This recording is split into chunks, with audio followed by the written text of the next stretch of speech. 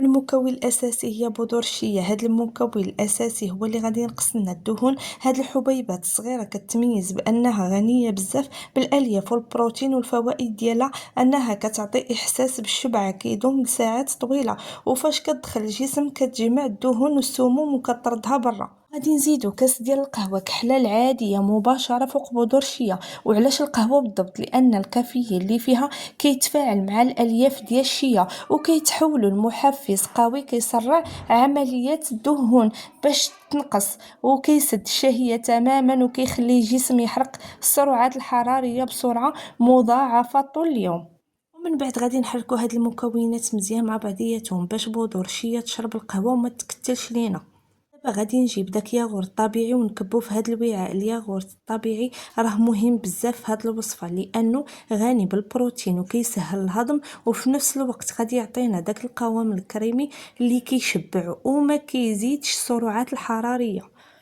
ودابا غادي نجيب داك الشيا اللي شربات، يعني بذور الشيا من بعد ما شربات القهوه كامله كتطلق هذاك الجيل ديالها اللي كينفخ في المعده وكيحرق الدهون، ونزيدها على الياغورت وغادي نبدا نخلط. وانا كنخلط هاد المكونات كيتكون لينا اقوى دمج لحرق الدهون. البروتين اللي في الياغورت مع الكافيين والقهوه والالياف ديال الشيا كيعطيونا وجبه متكامله كتسد الشهيه تماما وكتجبر الجسم ديالك انه يحرق الدهون المخزنه ومستعصيه للمصدر الاساسي للطاقه.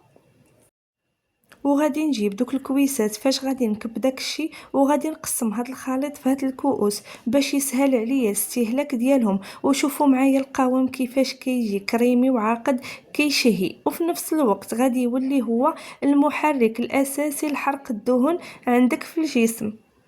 وغادي ناخد زلافه وغادي ندير فيها الياغورت الطبيعي، وغادي ندير معلقه ديال الكاكاو المر، وغادي نبدا نخلطو ونزيد عليهم معلقه ديال العسل الطبيعي. هاد الخليط ديال الكاكاو المر غني بمضادات الاكسده وغادي يزيد يسرع الحرق، والعسل غادي يعطينا ديك الحلاوه الطبيعيه. ومن بعد غادي نبدا نخلط داك الكاكاو مزيان حتى يندمج تماما. وغادي نجيب دوك الكؤوس وغادي ندير الطبقه الثانيه فوقهم. هاد الطبقه غادي تعطينا داك المذاق الشوكولاتايت، وغادي تدخلي الوصفه مشبعه ولذيذه بزاف، وفي نفس الوقت كتزيد من الكفاءه الجسم في الحرق الدهون بالفضل الفوائد ديال الكاكاو المر. وغادي ندردر عليهم الكاكاو المر، وغادي تركزي المذاق وتعززي من عملية حرق الدهون في الجسم.